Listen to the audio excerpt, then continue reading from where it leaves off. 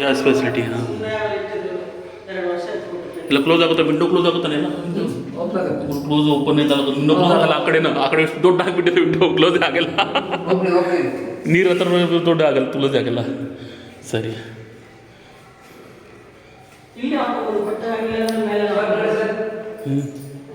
Open close ಮಾಡಲಾ? ಹಾಂ ಸರಿ ಸರಿ ಓಕೆ ಸರಿ ಸರಿ. ಅದೇನು ಮೇಲೆ ನೀರು ಬರಲ್ಲ ನೀನು ತೊಳ್ಕೊಂಡು ಅದೇ ಥರ. ಸರಿ ನ್ಯೂ ಬಿಲ್ಡಿಂಗ್ ಹಾಂ ಸರಿ ಹಾಂ ಸರಿ ಸರಿ ಸರಿ